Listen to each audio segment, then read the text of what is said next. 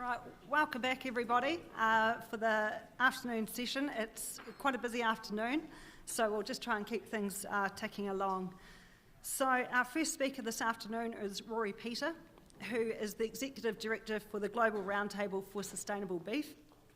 And over the past decade, Ruaraidh has overseen the growth of the Sustainable Beef Roundtable network to include 24 countries.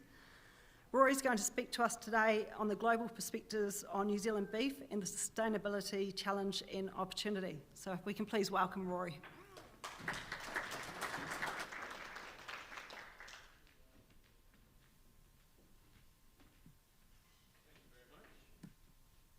It's a pleasure to be here. Let me start the timer so that I don't overstay my welcome. Thank you very much for having me here today, and thanks for the preceding speakers. It's been really enjoyable so far. Unfortunately, I arrived a little bit late because, well, the weather wasn't ideal for flying into Palmerston North, despite the assurances of the pilot when we left Nelson. Anyway, so I will talk about global... let's be clear, I'm not an expert on anything to do with New Zealand beef. I live in Nelson, but that's about as far as it goes. So you'll be able to correct lots of what I say if it's with reference to New Zealand, but hopefully the global perspective part will at least have some relevance. So first of all, let me just talk about our definition, so GRSB's definition of sustainable beef. You'll have heard this before, of course, the three pillars being environment, social, and economic. And I think economic is a really important one, particularly for this audience. Like, if this is not going to make sense for your business, then you're not going to be doing it, right?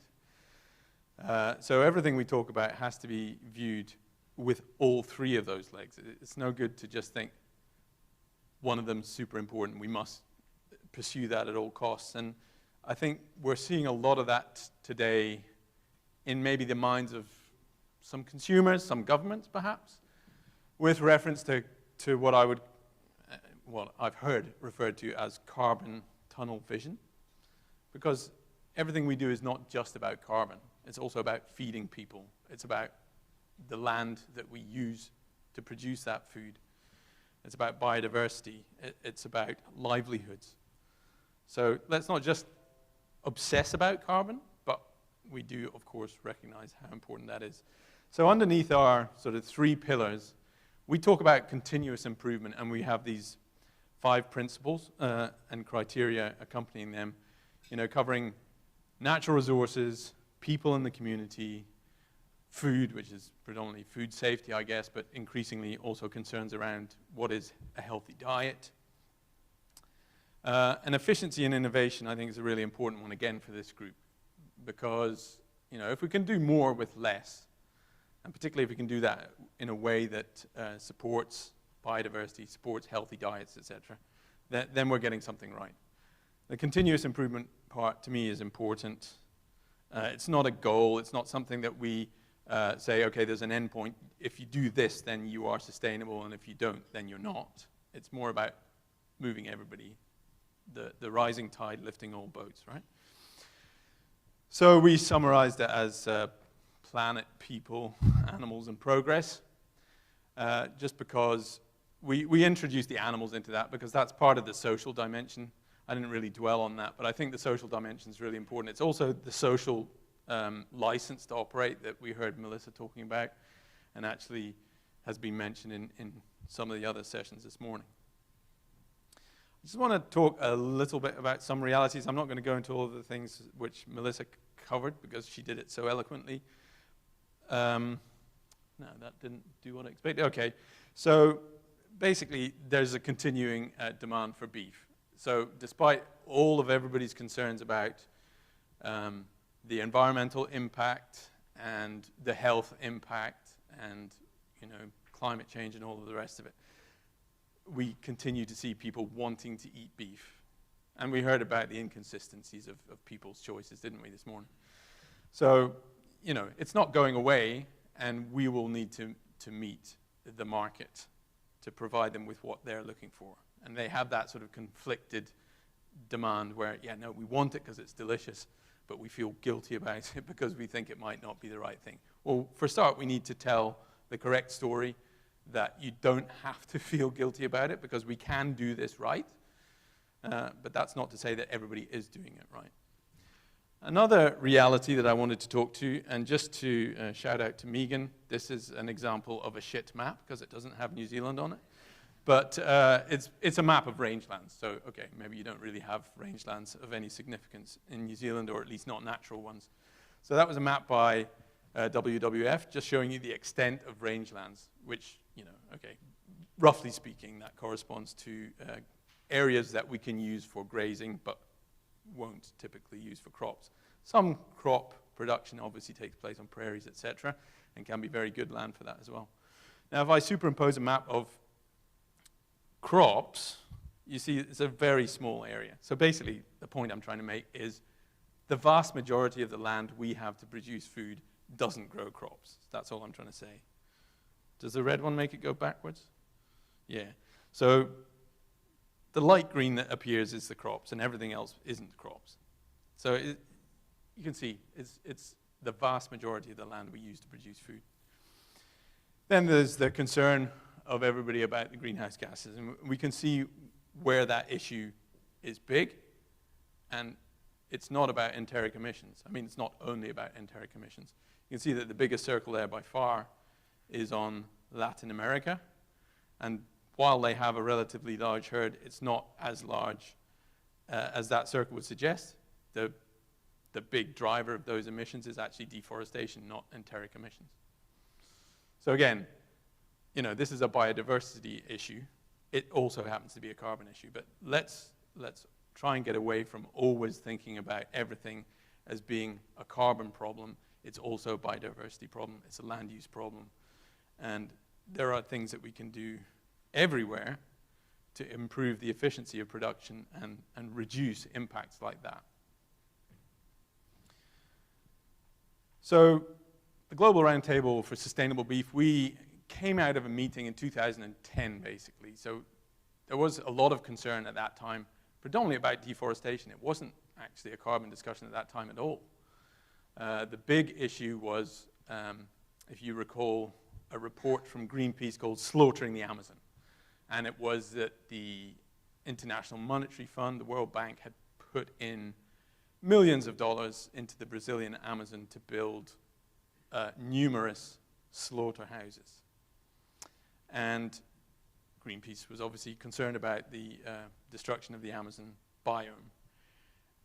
And so in 2007, IMF kind of realized that they'd made a bit of a strategic error there, and they pulled together a group of Brazilian organizations. So in 2008, we had the Brazilian National Roundtable for Sustainable Beef, and then in 2010, we established the global one, and I was there at that meeting, and then in 2012, we had established a formal global roundtable for sustainable beef to try and drive improvement across the sector. And as you can see now, we're in 24 countries, probably will be 25 quite shortly, with Uruguay coming on board. You'll be aware that Uruguay has been working on sustainability of their beef industry for many years. And for many years, they also thought that that was sufficient. But they've kind of come to the realization now that, as we heard this morning, this is all about all cattle. It's not about what you do in Uruguay. It's not about what you do in New Zealand. It's about cattle globally, because those are the figures that get quoted.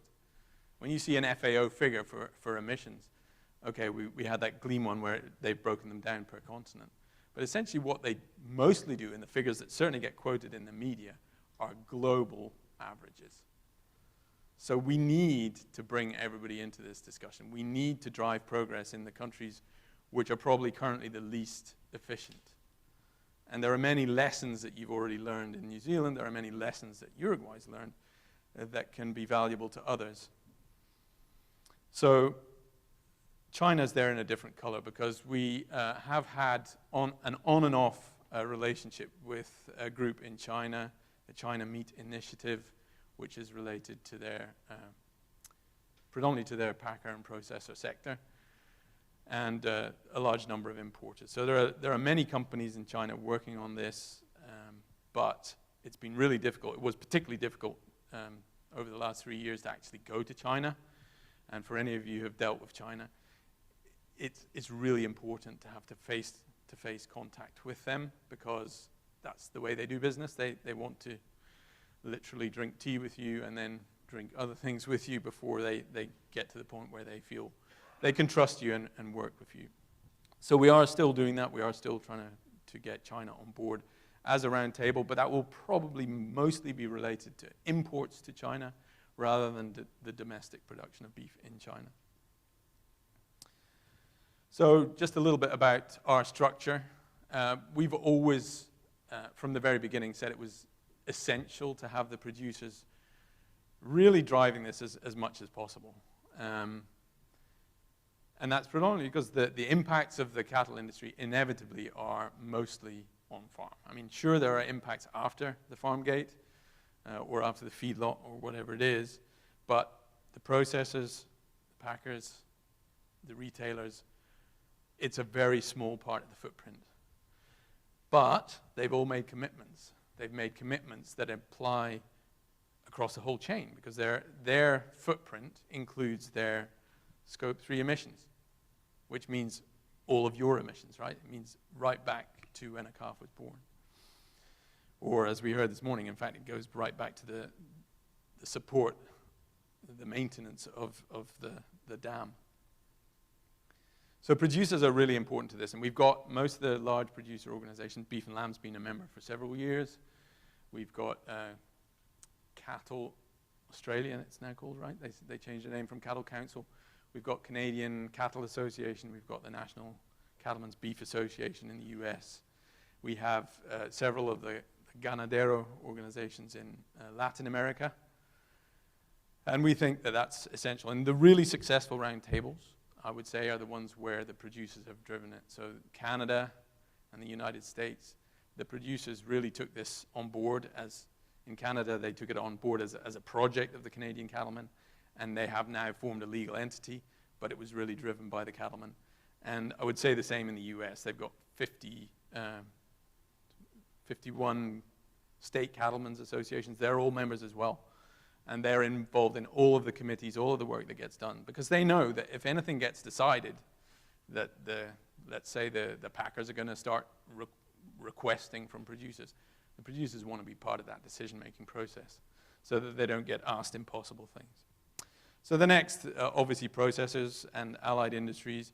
These are people who have all made, as I said, commitments. They need to work with the rest of the chain to actually be able to report progress.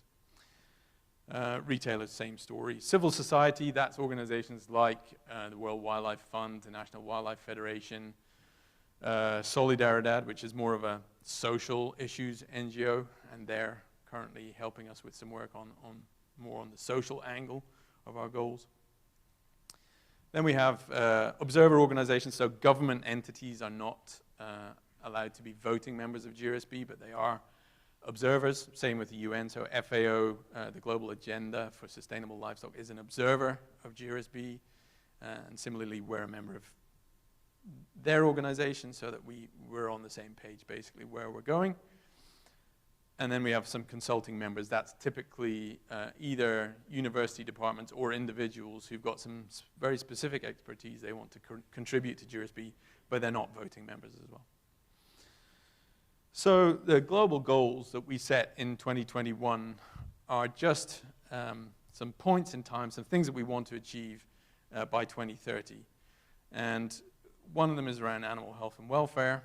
And while the goal language doesn't sound very smart in the sense that it doesn't have a figure attached to it, it's to provide cattle with a life worth living. Underneath that, we talk more about how we would get there. So we talk about pain mitigation. We talk about making sure that all of the people who are handling cattle at any point are sufficiently trained to do that. And we talk about mortality. And that's just because it's something you can measure. I'm not suggesting that that's the best measure of animal welfare, but it is a sort of proxy. The next one is climate, and that's inevitable with the amount of conversation around the climate impact of the beef industry and cattle in general. we have committed to a reduction in the climate footprint of the beef industry by 30%. And that is an intensity goal. It's not an absolute goal. So 30% per kilogram of beef produced by 2030.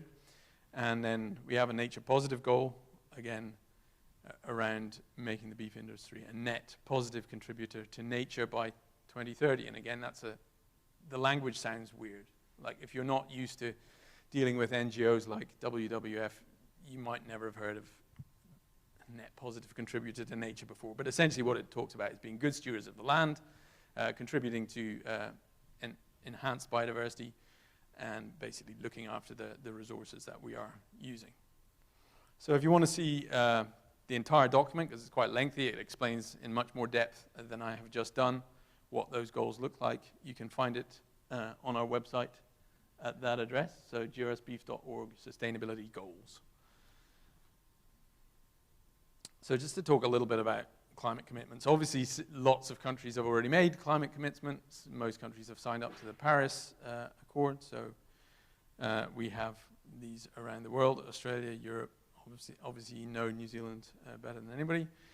United States, both the National Cattlemen's Beef Association and the United States Roundtable have set a goal to be climate neutral by 2040. I think that's pretty audacious, to be honest, because they're not, they're talking about that as climate neutrality. Again, they'll probably look to use a metric that favors that, so they'll probably be looking at using GWP star. I'll get back to that particular discussion in a moment. And then there are obviously many corporations, large companies that are, multinational companies. They've set commitments, whether it's SBTi or the Carbon Disclosure Project, etc. And they need help from all of us to actually be able to report on progress, because as I said, Scope 3 emissions. Okay. So here's an example of what the Canadian cattlemen have committed to doing. And it'll be an interesting one for you guys, because I know in New Zealand the whole discussion around soil carbon is pretty active and definitely not come to a conclusion yet in terms of what is actually possible in New Zealand. Your soils are already pretty high in carbon, but is there an opportunity to increase that?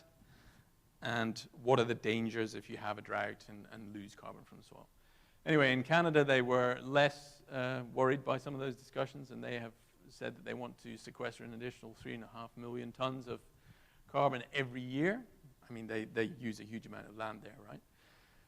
And maintain the 35 million acres of native grassland, which is what they're predominantly producing. Well, I should say the cow-calf operations are predominantly on those native grasslands. Obviously, they finish a lot of cattle in feed yards. But part of their goal is to reduce food waste, because that is a significant contributor. And we should also be aware of that's why feedlots have a role. If you're making use, for example, of distillers' grains, you're making use of other feed waste from food processing industries, like I was at a feed yard last week in Idaho where they make use of a lot of potato waste from potato processing. These are all things that cannot be fed to humans. We're talking about grains that are not fit for human consumption. While feed yards do make use of some things that could be human edible, they also make use of a vast quantity of material that is either roughage, whole corn silage, or material that isn't fit for human consumption. Okay, so in terms of efficiency strategies to contribute to that climate goal, obviously the weight of calves weaned per cow would be an important one, and reducing that calving interval and increasing the number of gestations a cow can have would both contribute to that quite significantly. We had that discussion about the beef on dairy this morning. I think I have a point on that in a minute. And then, of course, calf survival and growth rate would both be really significant. Now, to you guys, maybe these things, that's your bread and butter, right? That's what you do. But in certainly Southern Africa, where we have a roundtable covering 7 countries, they're producing on average 1 calf every 4 years. So clearly there's a lot of room for improvement there. Even in Brazil, the average is 1 every 2 years, And in Northern Australia, the Northern Australian industry is also only about 1 every 2 years. So there is definitely room for improvement in terms of calves weaned and the weight of those calves weaned. Okay, so residual feed intake. I think this was touched on certainly in the session I was in downstairs this morning. That would be an important thing that's genetically heritable. It's also really predominantly the genetics of the microbiome that contributes to that, and it's difficult to establish. We've got somebody, Ben, here from Vitelli, who they've got a system, the Grosset system, that can measure this, and it's something that you could index, presumably, to bulls, but please don't ask me because I'm not an expert, so Ben can help you much more there than I can. But by improving that residual feed intake, you'll obviously reduce the amount of feed per kilo of gain, and therefore the emissions per kilo. So microbial genetics also influence the methane produced, but it's not exactly the same as the residual feed intake. Those two things are separate but kind of related. So the species of rumen flora that are producing the methane can also be related. It's a heritable trait, but maybe a bit less so than the RFI. So that's another one where you could actually index for that in your breeding herd. So I think the rest is kind of all common sense to you.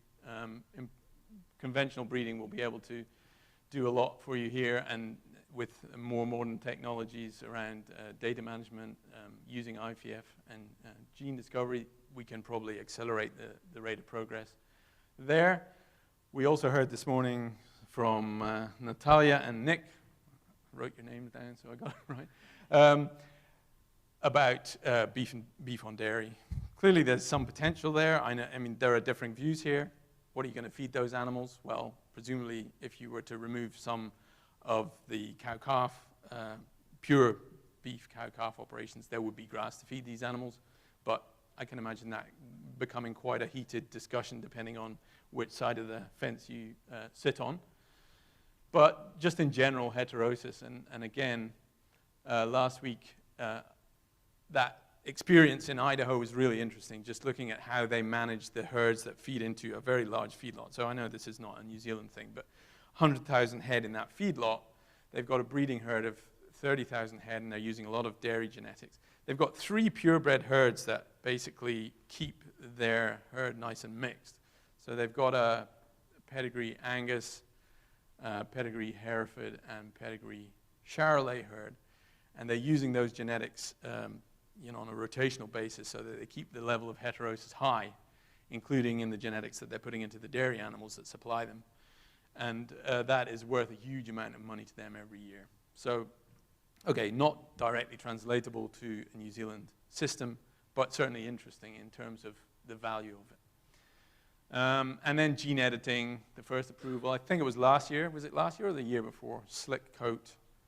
Yeah, last year. So Aceligen had that gene, a CRISPR gene that they've inserted that into cattle for a slick coat.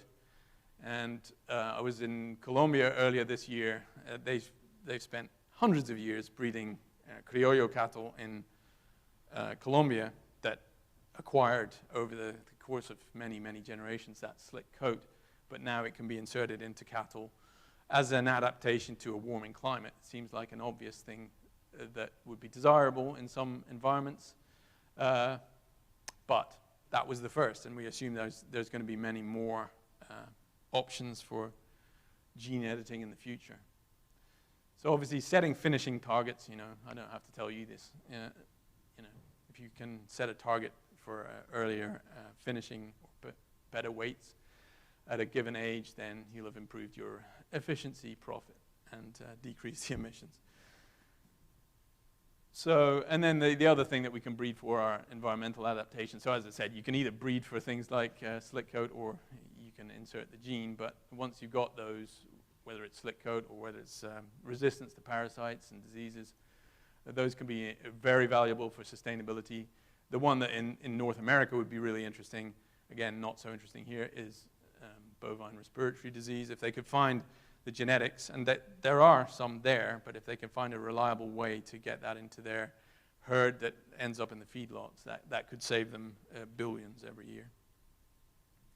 So just to talk about what GRSB ourselves do with climate, we wrote a carbon footprint guideline. This has a lot in common with the dairy industry, so Dairy Sustainability and Framework produced a guideline. We use the same set of consultants, so they work well with each other. So allocation, in other words, is compatible with the two systems. So you could use it for beef and dairy, or beef on dairy, etc. So we've used that, we produced that, and then we're working now with emerging ag to make sure that we're well represented at COP28 in Dubai. We were at COP27 in Egypt last year. That was the first time that we've gone as GRSB. But what we want to do when we go to those kind of events is talk about the work that the beef industry is doing globally to improve its performance. And then we actually will launch, we just did launch 2 weeks ago our MRV system. So we've been working with a company called Sure Harvest to produce this monitoring and reporting system. The actual reporting formats are currently under development, but the framework is already there. So I'll go really quickly through this because I've kind of already spoken for long enough. But, you know, in terms of what we can do for nature positive, becoming much more water efficient. Well, the last 12 months here in New Zealand, maybe we don't need to be water efficient, but the rest of the world does. And particularly the US. I was just talking to somebody a minute ago about that whole central belt down from the Canadian border down through Texas. West of the US has had rain this past year, but the central part hasn't. They're running out of water. We need to be more water efficient. And you know the stories here in New Zealand about the dairy industry, so I guess it applies to all of us. And then in terms of biodiversity, you know, that's the next thing. So that we've already got the commitments on carbon. Now we have the UN COP on biodiversity. We've got commitments there to preserving 30% of the land in the world, et cetera, et cetera. And corporates are going to be drawn into making similar commitments around biodiversity. The European Union is currently developing and will soon release their legislation covering deforestation. These are the things that we're all going to have to answer to. I'm not saying there's anything you can do about breeding that will have an impact on that, but certainly in terms of how you manage your herd, yes, there is. Grazing management is an important part of that. Health and welfare, you know, it's another area where breeding could make a difference. You know, simple things like polled genetics, where that works for the breed that you're using. It just means you don't have to dehorn. It's a fairly obvious one, right? And if you've got a healthy and well looked after herd, it's going to contribute to all of the other goals. You're going to be more efficient. You're going to be producing cattle that are performing better. So I think it's a no-brainer. It's also definitely a no-brainer when it comes to consumer perceptions and that public trust that we've been talking about already. So here's an example from Canada, what they've sort of developed. I can tell you that you know, they still talk about the 5 freedoms. Most of the world now, or some of the world, has moved on to talking about the 5 domains of animal welfare. That may be a slightly esoteric discussion, but essentially being free of something like hunger, it doesn't make a lot of sense if you think about it. You need to feel hunger in order to eat. So, you know, we now talk about the 5 domains rather than the 5 freedoms. There's an example from Australia. They have been fairly rapidly adopting pain mitigation in painful procedures, and it's a no-brainer, as I said, when it comes to consumer perceptions and public trust. So just to tell you that next year we have a conference in Paraguay. So in October this year, we will have a communicator summit, and our board meeting will be in San Diego in California. Our global conference will be next year in Paraguay, probably around about this time of year. And with that, I think I've just about reached the end of my time. So thanks very much, and happy to answer any questions you might have.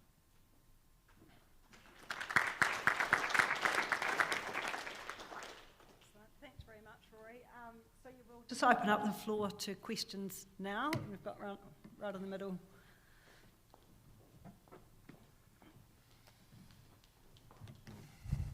Shit. Sorry about that. Hello. I was interested in your comments when you're talking about heterosis and how you said it doesn't really apply to New Zealand farming systems. Because to me, a certain extent I'd agree, there's not a lot of crossbreeding done in New Zealand, but there should be. Yeah, no, I guess the part that I was thinking didn't apply to New Zealand would be the large feedlot, which was attached to that. But, yeah, no, of course, everybody can take advantage of heterosis, but I just know that you don't have a big feed industry. That was what didn't apply to New Zealand. But I agree. I mean, if you can increase the diversity in your herd, you can definitely improve a number of indicators without doing much else.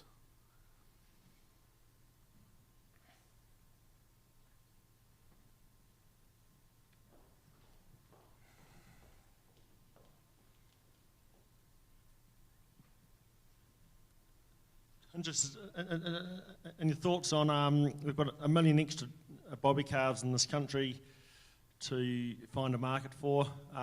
Hearing your calf efficiency stats from South America and Northern Australia, 1 calf every 2 years, do you see an opportunity to export our surplus animals to those parts of the world, if we had a live export trade available, and possibly what traits would we need to consider? No. I mean, I just don't think that's going to pass the pub test. I think the public, the general public, would be really opposed to that. But, I mean, I'm not saying it's not a good idea. I'm saying I just don't think that the climate exists in which that would be accepted by the general public. But they would have to be 200 kilos of live weight, so we wouldn't be exporting 4-day-old calves, but as a 200-kilo weaner, our environmental regulations aren't going to allow us to winter any more cattle. But yeah, whether it's an opportunity. I mean, look, it's not a bad idea. I mean, feeding those cattle is a good idea, and it would be efficient use of resources. But whether it's something that is ever going to fly is a completely different question, and not really one I'm qualified to answer.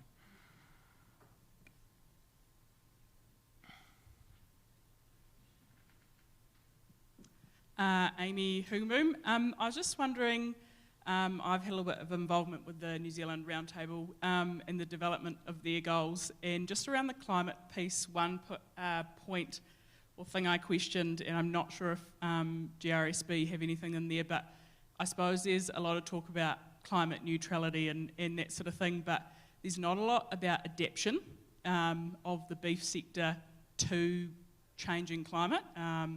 And I think the last 12 months of weather in New Zealand show us weather patterns definitely are changing, and the way we potentially farm, or the patterns we farm to, are not going to be the same or less predictable going forward. And it seems to be a lot of focus towards us reducing and giving back, but not necessarily adapting.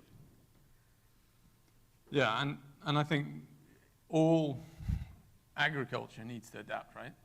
It's not just the guys who are growing corn down through the central belt of America. It's not just people here who are dealing with, 50-year floods every 6 weeks.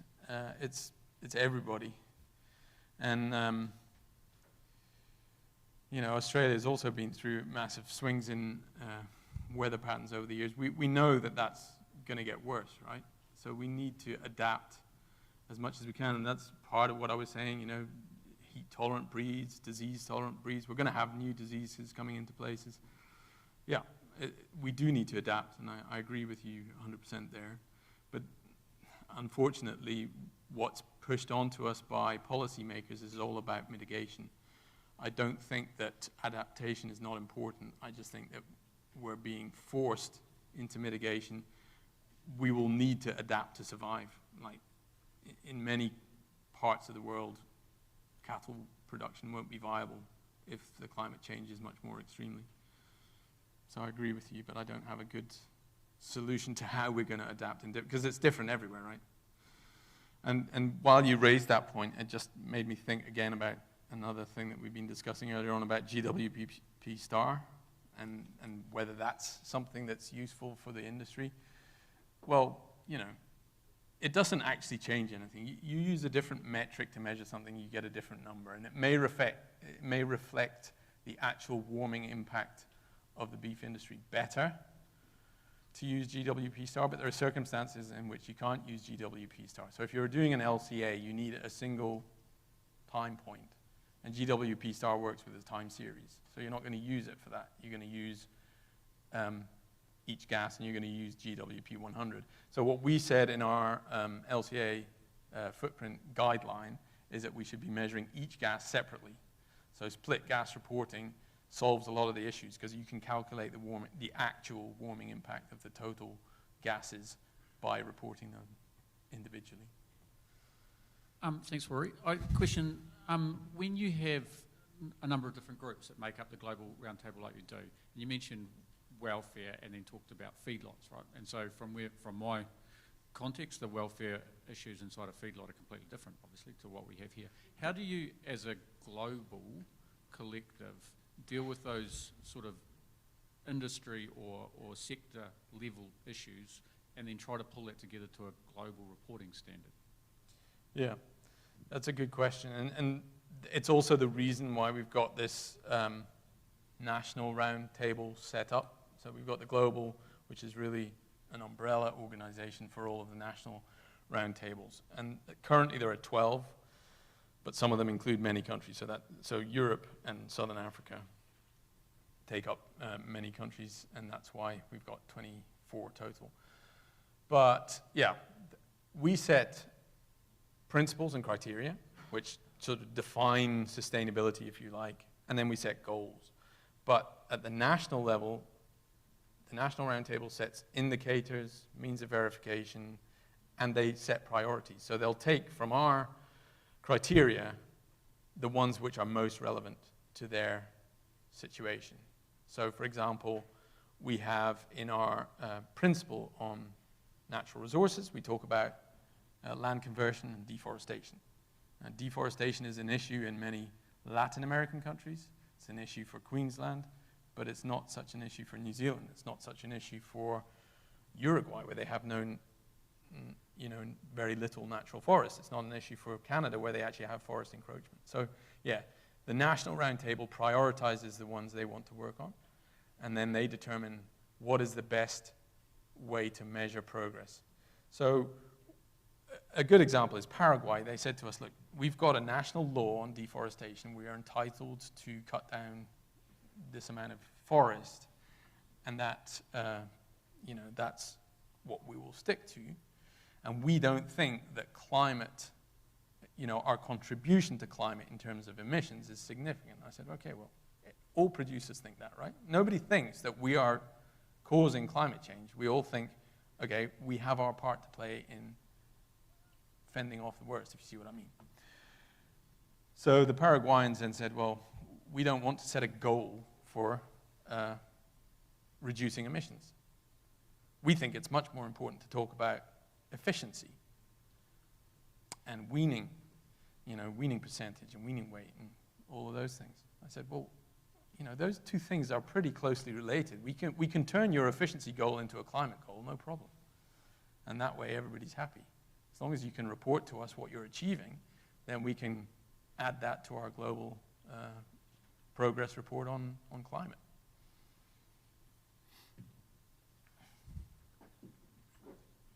Thank you very much.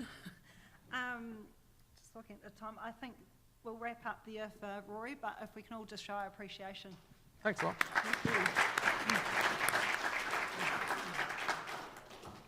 So I'm conscious this is the first back-to-back session for the day. So just while Sarah makes her way up here, I'm just going to invite everyone to stand up, have a bit of a stretch, get comfortable. And just while you're doing that, if you wouldn't mind grabbing your phones again, and we'll go back to Slido. So in this session, Sarah's keen to get some feedback. So if you get your Slido going again, scroll to the top and select polls. So we're no longer on Q&A, we'll go to polls. Excellent.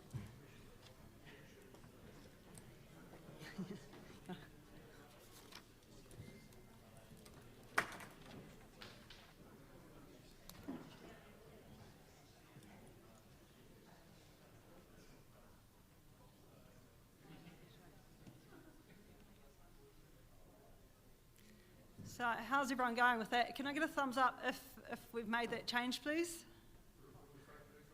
Just on Slido, scroll to the top and click on polls, which will be on the top right.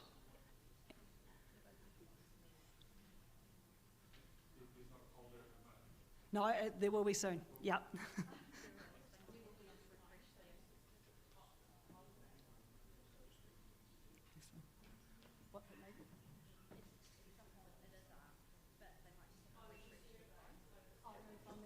Okay. Yeah.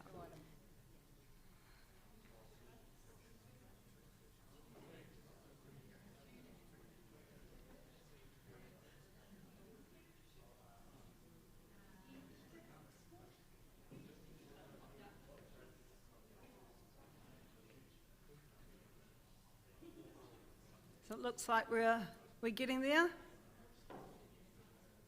Excellent. So I'll just take this chance to welcome Sarah Adams. So Sarah is the General Manager of, for Global Strategy and New Ventures with Gallagher Animal Management. Sarah's got a long career working in this space, but also in her spare time works with her partner on their sheep and beef farm on the north side of Raglan, so has quite a practical or applied perspective as well. And so today, Sarah will be presenting on how technology can help track, manage and improve the performance of livestock. So if we can please welcome Sarah.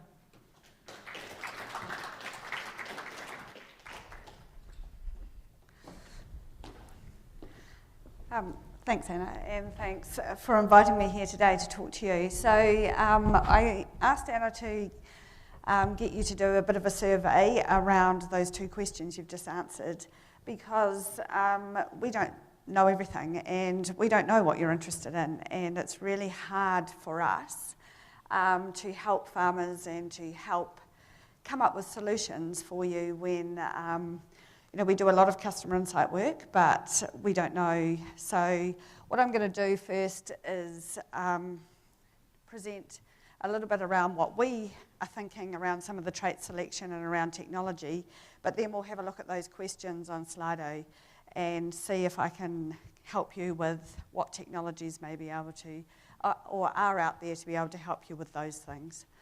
So,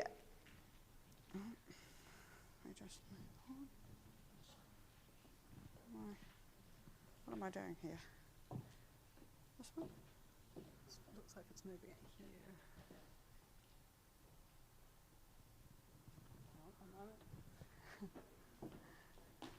Are we moving?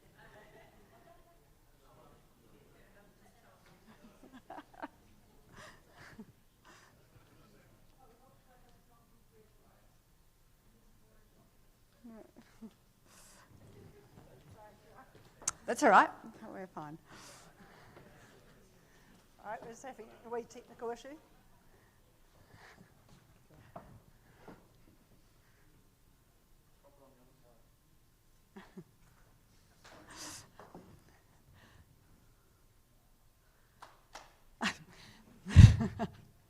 That's What's that? That's right. Right, so we'll just... Yep. I can just move them for me, maybe. So really we'll have a look at technology and innovation and what we feel about technology and innovation. Then we'll talk about some of these traits of interest. And then I'm going to talk a bit about some things that we've been working on or looking at around the world about technologies that can help you with some phenotype selection, and then we'll have a discussion around the traits that you feel you need some help with and see what we're thinking around some of those traits and what technologies we have out there. And quickly I'll then cover some other technologies that can help on just beef farming, and then around consumer. And it will touch on what some of the other problems that have been discussed today, and a little bit around some of the questions that have been asked too. So technology, and I think some of the problems with technology have been that it's been technology for technology's sake, rather than something that enables innovation. So technology shouldn't be just seen as technology. It should be really something that can enable innovation. And we need to be looking at what innovations are. And you as farmers have a lot of innovation out there, and you have a really innovative mindsets, but sometimes you can't bring that innovation into your businesses because of the remoteness, because of communications, because of many other things. And we can sort of work out what technologies we need to bring in there. And when we look at technology, we haven't had a lot of uptake in some areas, and some of the reasons for that are around communications. It hasn't been ruggedised, robust, hasn't been easy to use. So I'm going to discuss some that I think will play a part in the next wee while in farming, and especially in phenotype selection for beef breeders.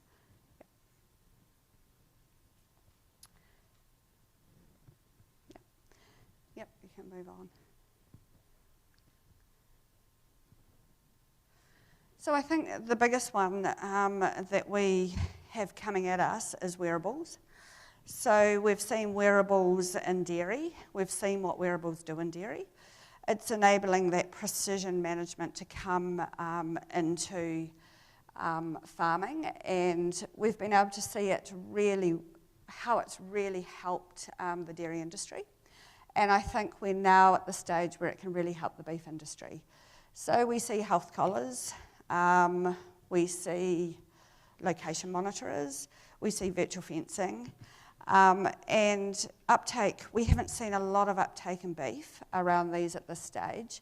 Some of it, I think, is around the fact that it has been technology. We look at GPS tags and GPS collars and things like that, and really they haven't understood what the problem is that you're trying to solve. They have, location. Does location deliver value? When you look at what they say about what they do, it's around location. And while it may deliver a lot of value to really remote farmers or in Australia, outback Australia, to try and help them find animals and things like that, it probably hasn't delivered a lot of value in other areas. So we look at it quite a different way. We have been out talking to a lot of farmers. We've been doing a lot of customer insight work around what are the jobs to be done, the pains and the gains, and then thinking about some ways that we could use wearables. Yep. So some of the things that we've seen, it enables you to move from mob-based measures to individual animal-based measures. So it enables us now to really think of animals as individuals, not think of them as mobs. But actually, even now, that hasn't been so useful with wearables until we've had virtual fencing, because in a really remote situation, you can't actually, you might know something about them, you might know they're sick, you might know they're on heat, but you can't do anything about it, they're so far away. So what it's really, virtual fencing has actually enabled us to manage animals differently too. So once we know something about them, we can manage them. Some of the other things, though, that we have seen, we can get an objective measure of hard-to-measure traits, such as calving ease. So if we actually use data generated out of a collar around calving ease, rather than you going out there and deciding what you see, this one calved easily, this one was more difficult, we can actually get some metrics around it, from time it took to calve, amount of ups and downs. We can see all this from accelerometer data, and then we can use some AI in there to actually get some really objective measures, and it will enable more progress in that sort of trait. Feed intake. So in collars now, we're seeing feed intake measures. So we're seeing e-grazer out of thyros come out. There's a collar and a tag that has that. It's an algorithm around feed intake. If we start combining that with remote technologies for weighing, we can start getting measures of feed efficiency on pasture, which is quite interesting, and we'll talk a bit more about that soon. And it will provide you more information around fertility. So we'll know, did a cow actually come on heat? Was it a bull problem? We'll know more about bull performance. So if we've actually got wearables on animals, we can tell what the bull was doing. We can tell whether the cow did come on heat, whether she wasn't near the bull at the time, all of those things, and we can start getting a much better picture of some of these other traits that are of interest. So why has uptake been slow in wearables? So price is currently a barrier, and we've just done a project with a student looking at all the wearables that are out there for beef currently. It's even too difficult to buy them. So we tried to buy some of each of the GPS tags, location monitoring tags out there. A lot of them you can't even buy because they want to know so much about your property and things, and then it takes so long. So communication's an issue. With some satellite ones, the price is a major issue, very, very expensive. But to be able to deliver value, the number of updates per day doesn't deliver value. We're only getting around 4 updates per day, where in some of the virtual fencing collars, we're getting every 10 minutes or continuous monitoring. And yeah, location is a problem. So it's always been just a focus on location rather than a focus on what else you could do with it. But we do see this changing over the next 2 to 3 years. We see that, well, we're seeing that communications won't be such an issue. We probably won't need satellite anymore. Cell will become much better. Satellite's getting cheaper. There are more satellites up there. And people are actually realising now, and the technology's getting better, the chip prices for them are getting cheaper, and the battery and solar panels are getting so much better that we'll be able to have continuous monitoring. And we've got also some companies that are thinking about some other things, really smart technologies like using Bluetooth between animals, having one talking to the satellite or talking to a base station, and so you're getting continuous monitoring, and that's going to start adding a lot of value. So another one that we really see is going to be big is camera vision technologies, and we are seeing these a little bit now. We're seeing, again, in the dairy industry, we're seeing cameras being set up to understand lameness, to understand a lot of health traits, but again, really tricky in remote situations. So how do we see this coming along? And getting ruggedized cameras is difficult. So, you know, there are different ways of doing it, and we're looking at a lot of different ways of being able to bring camera technologies to farmers. And we'll just have a quick look at some of the things that we've been looking at. So remote weighing, and remote weighing again is really important. How do we know how our animals are doing out in pasture every day? So we don't see them. Sometimes we don't see them don't bring them in to understand that for months. Sometimes it is even monthly. But you think of the dairy industry and how they've made a lot of progress is they see these things on a daily basis. They see milk in the vat. So can we move to understanding how much beef we're producing every day? And so we're looking at a few technologies around there, around front foot weighing, so you can see that device there, and then camera vision technology. And prototypes have shown very, very good vision technology and very good accuracy. Can we get that out to a water trough and understand weights of animals every day? But then we have the issue, of course, of how do we identify those animals. So again, camera vision, what we've seen can solve that problem in facial recognition. So we're looking at a lot of different technologies around this and how we can bring them to farmers. Then if we look at, again, using camera technology, but also quite a different way of AI. So body and condition scoring. So we get, currently, I know it's quite a subjective measure. We get somebody in. You can do it with AI and big data sets, or you can do it to take a different approach to AI, and you can generate a model from expert opinion. So we do have people out there that are qualified as assessors, and we do have people that we could get an expert opinion, a few expert opinions on condition scores, and then you can build a model based on that.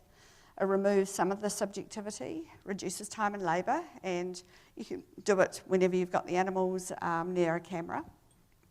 So the camera would do it. You can do it multiple times a year as they change, and start getting some really good results and much more objective results on these two sort of subjectively measured traits currently. So I think that's something that is quite important, and we've been looking at for some time and working with a few farmers around that.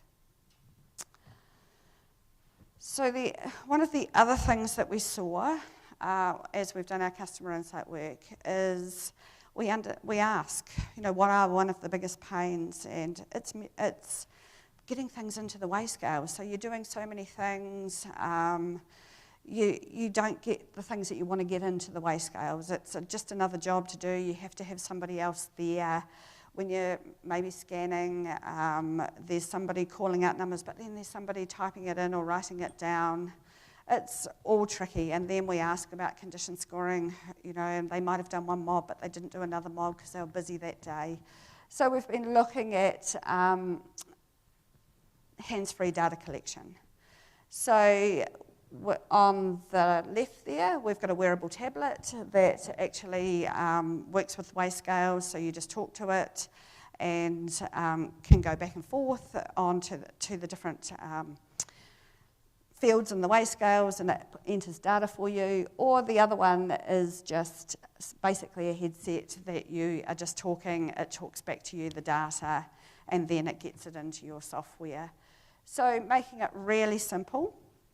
What we are finding, some of the other things we've done with the wearable tablet is it has a camera on it, so maintenance on farm, health and safety issues on farm, you can take a photo, it just uploads into your farm map. So quite different ways of doing things, but solving a lot of the problems of why we're not getting more data. And if we look at feed efficiency on pasture, if we combine technologies, so wearables, with weighing, either done some sort of remote weighing, we can actually, and use some algorithms around feed intake that are coming from wearables, we can start getting a really good idea of feed efficiency. The other thing that we can start seeing is around behaviour. So we can start seeing how animals utilise the pasture, and we'll talk about that in just a minute, but also what do the best performers do? What do the worst performers do? We have similar genetics, but some perform really well and some don't. We always hear anecdotal evidence of hill country farmers that some, all they want to do is graze around the bottom. Some go to the tops of the hills and graze. We also see when we put animals in a paddock, some just put their head down immediately and eat like a lawnmower. Others pick here and there. So from wearables and having weighing information, we can start seeing what behaviours actually are in the better performing animals. We all know that some of our cows at calving, in the pouring rain, calve in a ridiculous place, we think. Others go away somewhere really sheltered. How do we know about that, and what causes them to do that? Is it something that we can actually understand around then? And then once we have virtual fencing, can we manipulate their behaviour to the best performing animals? So it's a really interesting field to look at. How can we make animals more, I think Amy asked about resilience, sort of how do we make them more resilient to the climate? How do we help them in learning some of those things? So you can see here that we now know from virtual fencing where animals spend their time, where they graze, where they rest. And also we can see down the bottom those yellow lines of looking at an animal and where it's tracked. How far has it walked each day? So we can understand about this, and then if we put that on top of the better performing animals and have a look, we can actually understand what do the better performing animals do. So we have genetics, but we also have behaviour, and behaviour does change things quite a lot. So I think when we're looking at efficiency, we know that we bring animals in, and I was hearing before about, some have very big calves, some have very small calves, some only have a calf in Australia every 2 years, those types of things.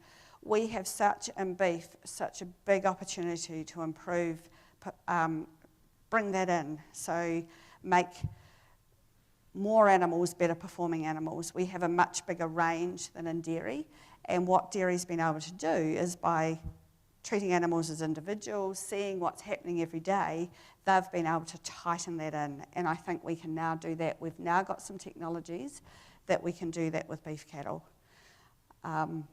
So I think it's pretty exciting around what we can do and how we manage them based on what is the best management for those animals. So if we now, before I go on to this next part, can we look at those Slido questions?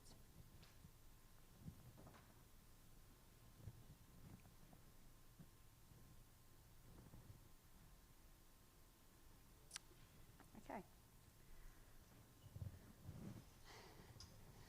So, okay. All right, the biggest one's feed efficiency. So we've sort of talked about that, how we may be able to do that on pasture. I know there are technologies out there at the moment to be able to do it in more feedlot situations. But I think from having wearables on animals, there are algorithms around feed intake, and they will just get better and better over time. And also having remote weighing, we are going to be able to tell which animals are more feed efficient and which animals are less feed efficient. So it's going to be something that everybody will be able to do on pasture over time, and I think we will just see that wearables will become something on beef animals. About 5 years ago, I always got asked, should I put a collar on my dairy cows, should I not? And now all I get asked is, which one should I put on? So I think we are going to move to that, and it will help us in things like feed efficiency, also around methane, if we think about closing that gap of better performers, making them tighter. So we heard from Melissa this morning around having to destock. We're in a good position around, beef farmers are around this, because we have got such a range of performance. We can lift that performance of those poorer performers, so we can destock without losing productivity.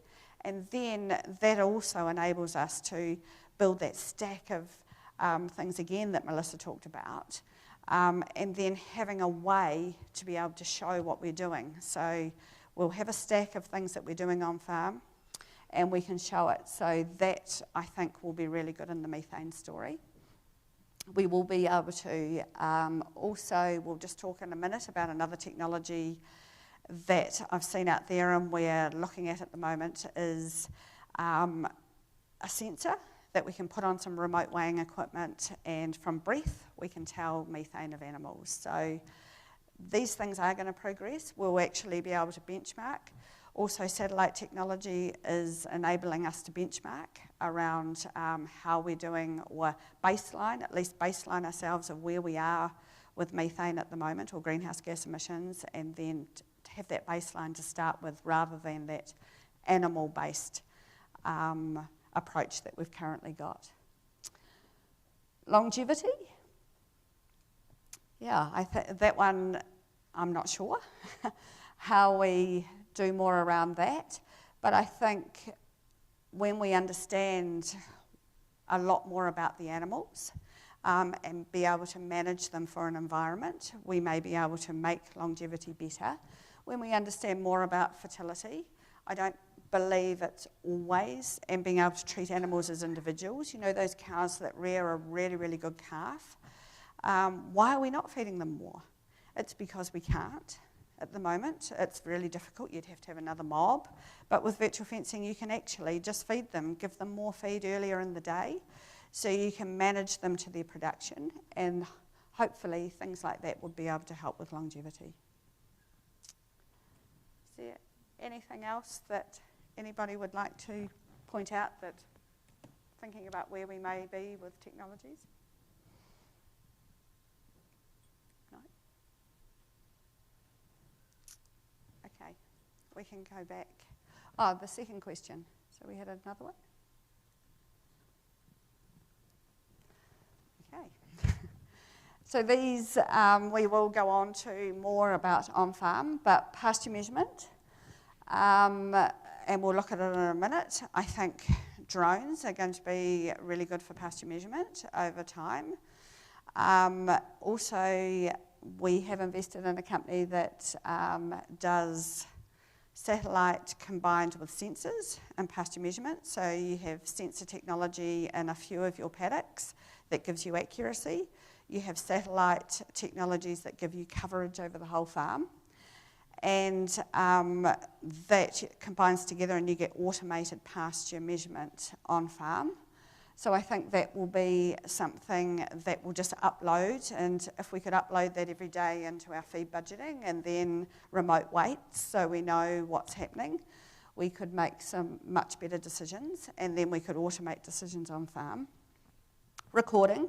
We talked a little bit about recording, about voice to data, making it easier. A lot of automated things like pasture, like weigh scales.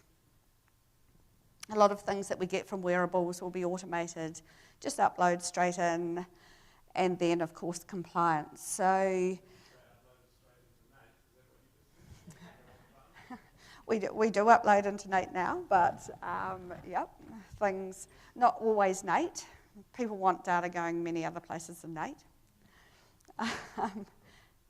So, you know, being really agnostic around data moving, we just want to get data moving. So, and automating, rather than having somebody having to write it down, how do we automate things and get things automated straight out of a device and a sensor is going to be important.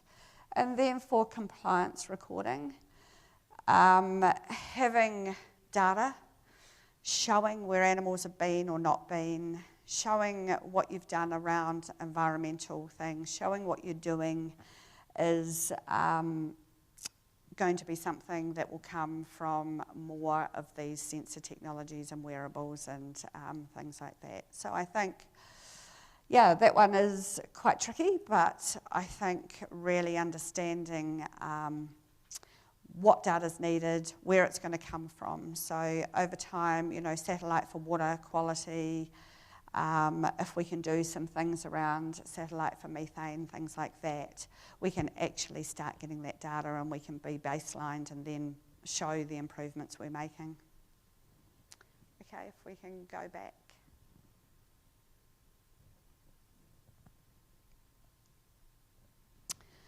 So now if we move to on-farm and away from phenotypes into what's going to help us on-farm. So something that we've been looking at is crush side and potentially remote diagnostics.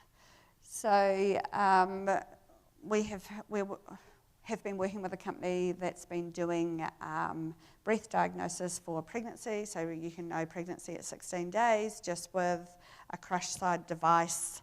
You put it over the nose of the animal for about 15 to 20 seconds. It tells you whether she's in calf or not. You know, you don't have to get anybody out. Much easier, very early diagnosis, and pretty simple to do. Also, they're working on a number of disease. Can we do the same with disease? Probably not so good for remote, but what we're seeing is that we could put it on a device like this weighing device, so when they step on there, eat some of the salt block, they can also breathe into the device and we can get some diagnostics on them. This is also how they're going to measure methane or greenhouse gases, so per animal, and they're working on that at the moment. So I think we are going to see a lot more sort of crush side remote diagnostics, and how do we then bring them into that really remote situation so we can find out a lot of things about animals. You know, do we know that we can see later on probably how they're doing in the paddock by weight, but there are things that we want to see earlier than that to get that really early diagnostic. Camera vision counting is another thing that we've been looking at, and we do get a lot of people, and especially corporates, that ask us all the time around, you know, we want to know, or people count animals, they have it in their notebook or they have it in their phone, but how do we get it into where it needs to be and back to corporate offices? So up on a pole, camera, use just your phone up on a pole, and by the time you get home, it's where it needs to be.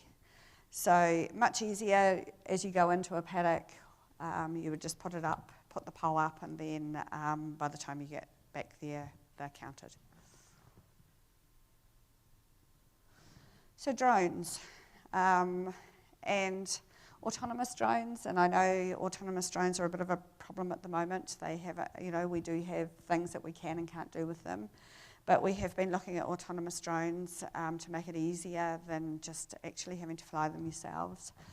And this company that we've been working with does a lot around counting animals. So you can see up the top on the left there, they were counting the animals. So every day the drone just goes out on its own, comes back, and you've got an animal count.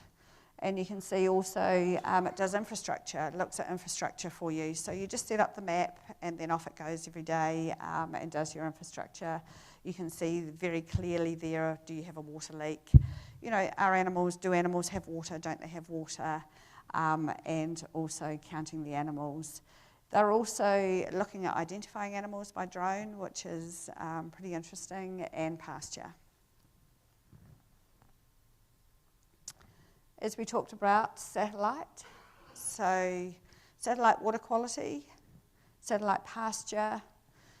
We have found why we have sort of moved into looking at satellite and sensor pasture is we have a lot of cloudy days here. So satellite, we have a lot of days that we don't get a reading. If we have a sensor as well, we can actually start predicting through AI what's going to happen in the days. We know what's been happening and we predict forward, and then when we get a satellite reading, it updates again.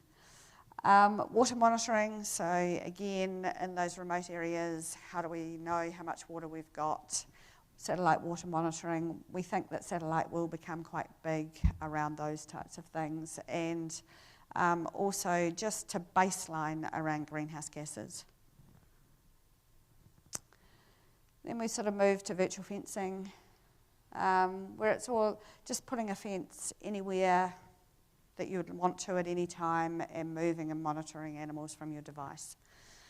So this is a big part of the future, we think, and especially in beef production, to be able to have that insight of your animals every day, and then to be able to treat them like individuals so you can actually know what they're doing and then move and monitor them based on that individual animal behaviour and performance.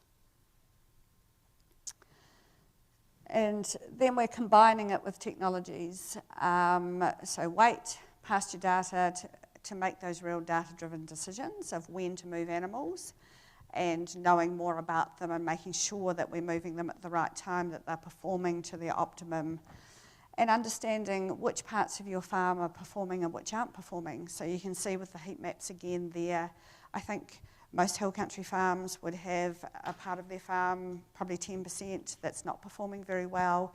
If they took that out and planted it in natives, I doubt that they'd lose any productivity, but they would really start contributing to their carbon number. So I think it's really enabling data-driven decisions on best land use.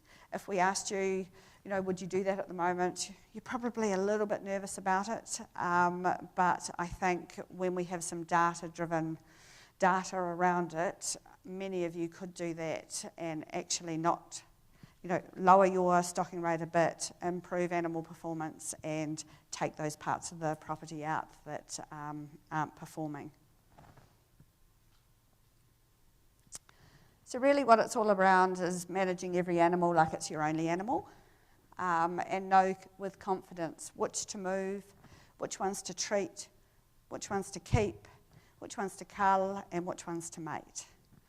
And by using data, I think we're going to make a lot better decisions, and being, basically what we are now when we have wearables on animals. We are seeing them every 10 minutes, so we're getting data from them every 10 minutes. We know what they're doing. It's like being out with them, having a shepherd on their back, basically. You're living with the animals without actually being there, and I think that's going to be a really, really important message for people. We're working really closely with the animal welfare people who some have some concerns around wearables on animals, and we're working through those concerns with them and showing those really good outcomes for animals and having that much better visibility in how it's really helping the animals.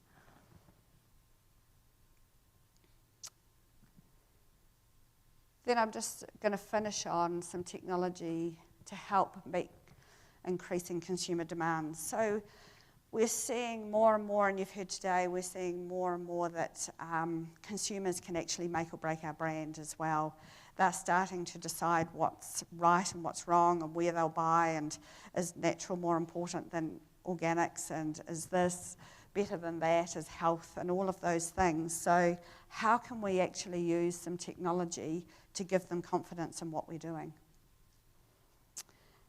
So we can start getting real-time visibility of the drivers of eating quality. And I know Brian asked a question this morning around grading systems, and yep, we do need grading systems, but also we know on farm what you can do around eating quality. An animal that doesn't walk too far, has water every day, is growing every day, so the amount of pasture to keep it growing, doesn't have those sort of maintenance or dips, and when we haven't moved it soon enough, are all drivers of eating quality as well as IMF.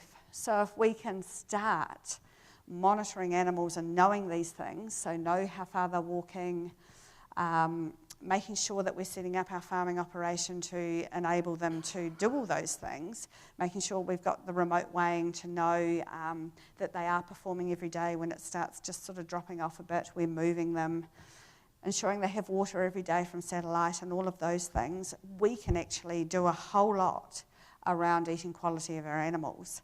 And the technology's there to do it, so why wouldn't we be doing it? Then that, along with some grading, better grading systems, I think we will give our consumers a much better eating experience every time. So telling a story of a life, of living its best life, around animals living their best life. If we can tell that story and we can show that story of, we know where animals have always been, we know that they haven't been in waterways, we have the wearables to understand that, we know what they're doing all the time, we know that they have been always on that rising plane of nutrition, we know they've always had water. We can start telling a really good story about a life well lived for animals. And we also have the data to back that up. So I think it's a really important thing for us to do, and really understand how we can use that. And then the last one is around the proof of your sustainability story. So we've heard about compliance and things, and how can we show that we are doing what we're saying we're doing, and without actually having to spend a whole lot of time getting data into things? Can we have sensors that show our water quality is high rather than actually going to have to measure things every day? And we are working with some other companies around what can we do about that, what sensors are there, and there are some interesting things coming through. So I think we will be able to start seeing that. We've been doing some work with ag research around landscapes, and so we just GPS monitored animals for a long time, and watch what they did in different circumstances. So when it was really hot, when they had access to water, some animals went into the water, others went under the trees. When it was really wet, some animals went under the trees, some just sort of stayed out in the paddock, pugged up areas, and water quality was degraded. So we started looking at, all right then, now we know what they naturally do, and now we know where high animal welfare outcomes are from natural behaviour. How do we teach the ones with the behaviour that doesn't have the high sustainability and high animal welfare? How do we teach them to do the other? And we started manipulating their behaviour with the neckbands. And while we don't give any cues at all when they're doing the wrong thing, when they turn, we encourage them to go the other way. So if they turn back to somewhere they shouldn't be going, we will give that audio cue to say, no, don't go that way, and they drift off to where they should be. So I think, some of that, really understanding where animals grazed, what they've done, how they were fed, is really going to be able to help us in that story. So that's it. Thank you.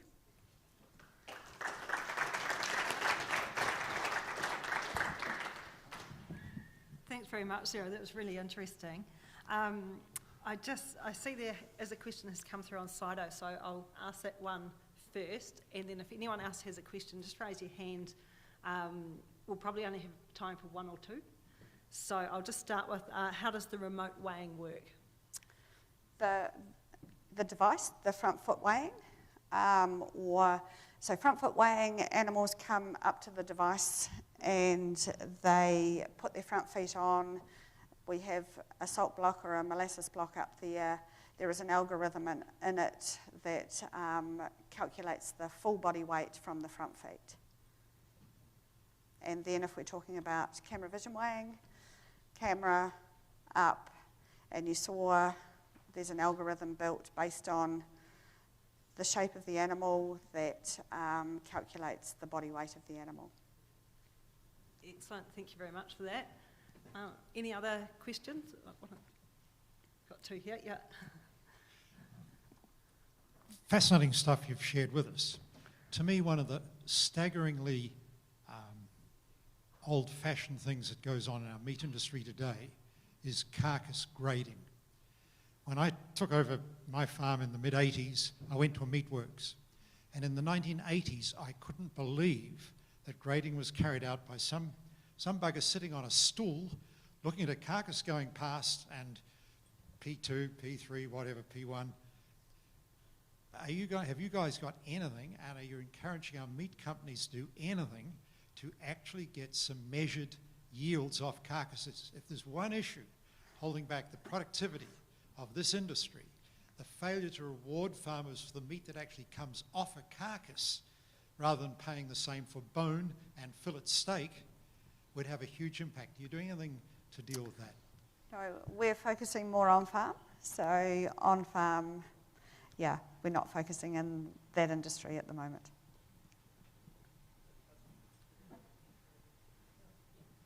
Yes, thank you, Sarah. John Morrison. Most of us have probably got our cattle recorded on one or two or three databases. What are you doing to allow the different technology to be able to link into one or all databases? Yeah. Common language.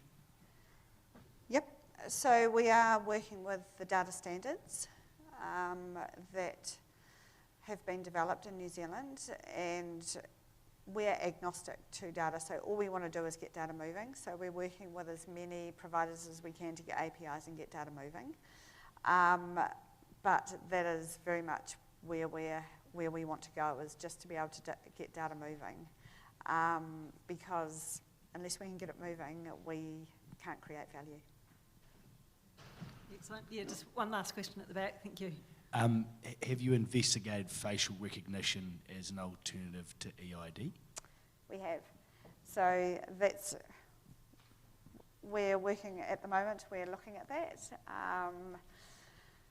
But we still have EID as required. So I think, but for remote weighing and things, I think facial recognition could be pretty important. And we've also looked at facial recognition around disease traits. So a nose of an animal changes really quickly very early on when an animal gets sick. So we're looking at some of those and working with some startups around that. So a lot of the work that I've talked about, at Gallagher now we run an open innovation sort of R&D in the space I look after. So we either partner, collaborate, and invest in or acquire startups. We don't build everything ourselves, and we believe that that's a much better way. If there's somebody doing it, we should just try and work with them. So we are working with a couple of people around that. Excellent, thanks very much. If we can all just show our appreciation for Sarah.